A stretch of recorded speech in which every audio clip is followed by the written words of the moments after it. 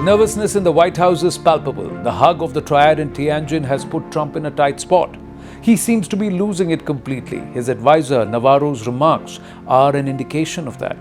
From repeatedly calling Bharat a laundromat for Kremlin and calling the Russia-Ukraine war as Modi's war, a frustrated Peter Navarro has now said that Brahmins are profiteering at the expense of Indians and that Indians must understand what's going on here.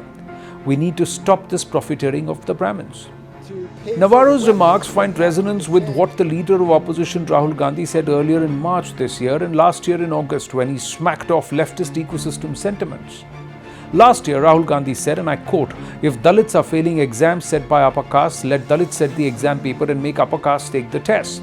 This year, he went on to say, "There is a completely flawed concept of merit where I confuse my social position with my capability.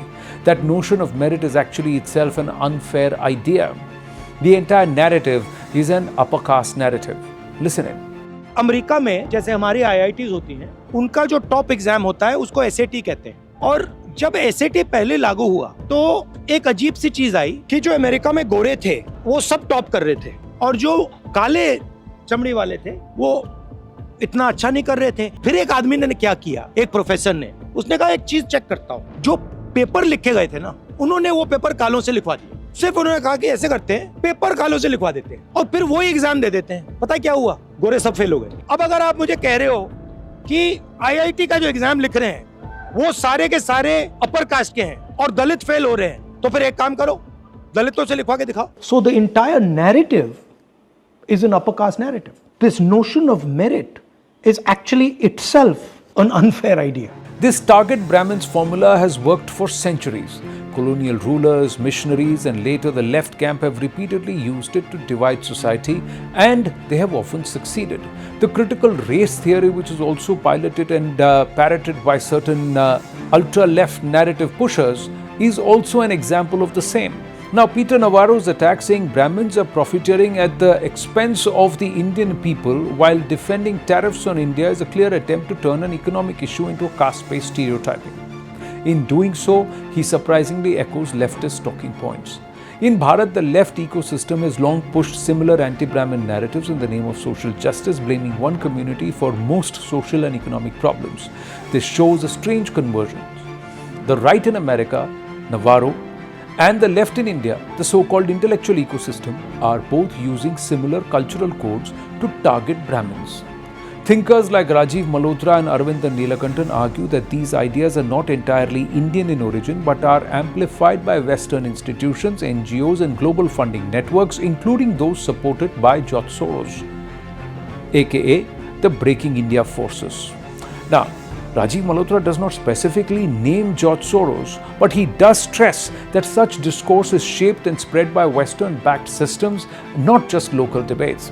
He warns that academia, media and digital platforms are pushing what he calls Breaking India 2.0, deepening caste and identity divides to weaken Bharat's unity. The irony is hard to miss. Peter Navarro, a man of America's far right, and Bharat's far left voices end up on the same side. Both, though, for different reasons. Weaponize anti-Brahmin rhetoric, exactly the thread Rajiv Malhotra had warned nearly a decade and a half ago. Now, there is this entire counter defense of Peter Navarro saying that he was quoting the Boston Brahmins, aka the Boston elite, who controlled the Boston businesses in the past. Now, even there, this entire attack of elitism using the phrase Brahmin falls flat when it comes to the defense put in front. Quite weak. Meanwhile, intel sources have further confirmed to CNN News18 the exclusive input shared with us by Network 18 Group Editor Investigations and Security Affairs Manoj Kumar Gupta on George Soros's anti-India toolkit and the Trump nexus. Indian agencies have raised concerns on the Soros funding and anti-Bharat toolkit pattern. Intel sources have said that the anti-Bharat toolkit shapes Trump's perception through narrative warfare, how negative opinion about Bharat has invaded the Oval Office, and Navarro's anti-Brahminism rhetoric is nothing but Soros-backed toolkit. Media optics have pressured Trump to distance from PM Modi despite strategic needs. False viral videos of protests and unrest shown as instability, and Bharat as a risky partner. Peter Navarro's use of caste-based rhetoric against Bharat's Brahmins highlights that they are using Russian oil trade to make profit. According to top intelligence sources, Trump's inner circle is affected by toolkit narratives which has reached the White House indirectly through media, think tanks and the diaspora. Intel sources have maintained that Soros-linked funding agencies OSF and SEDF spent $1.7 billion globally in 2023, with Bharat as the prime target since 2023. The Enforcement Directorate probes into Bharat show 25 crore direct transfers from Soros-linked SEDF to Root Bridge Services, Root Bridge Academy and ASAR under consultancy disguises. 300 crore rupees was routed via Mauritius-based Aspada and Bengaluru advisory firms to Indian social impact startups. Raids in Bengaluru in March 2025 uncovered $2.9 million had entered Bharat through consultancy and FDI treated as FEMA and FCRA violations. Indian entities like Amnesty International India, where operations halted in 2020, and Oxfam India, which was charge-sheeted by the CBI in 2025, were clear cases of foreign funding for sabotage. Intel reports further suggest that bodies like the IAMC, Justice for All, Hindus for Human Rights, lobby US Congress, organize hearings on Jammu and Kashmir and the CAA. They multiply the narrative against Bharat.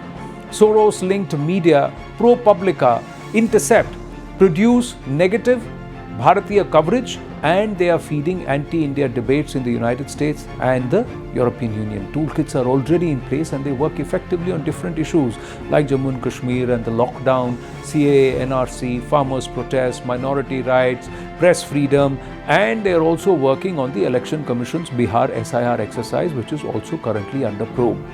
Now, how does this entire toolkit work? The first funding comes in and then is routed into NGOs or a consultancy, and these agencies then create a toolkit which is later amplified through media and diaspora. These toolkits ensure that narrative becomes media stories and think tank write papers, and they later go to the US and European Union for hearings and later become discussion topics at the UNHRC. According to agency sources, narratives enter Trump's office indirectly, and then the hostile media and State Department reporting it then play an important role. In Bharat, the same toolkit works to go in for legal cases, protests, reputational damage, and to also put pressure on civil society. The overall goal of this toolkit is to weaken Bharat's global standing, delegitimize its democratic credentials, and constrain foreign policy autonomy. Top intel sources and agencies have also warned of these kind of toolkits in the past too. Soros-linked media coverage have consistently highlighted Bharat's democratic fall, creating a wall between the Indian and the Trump administration. The toolkit not only weakened the Trump-Modi chemistry, but it was also attempted to portray Bharat as a high-risk partner with social problems, pushing this entire anti-Jammu Kashmir, anti-CAA and anti-minority narratives. Now, with Bharat poised to become the second largest economy with 34.2 trillion in GDP by 2038, as per estimates made by the Ernst & Young report, these toolkits are likely to join more anti-Bharat forces to push an anti-Bharat propaganda. But Bharat will power on. Like Prime Minister Narendra Modi said, the world is counting on Bharat.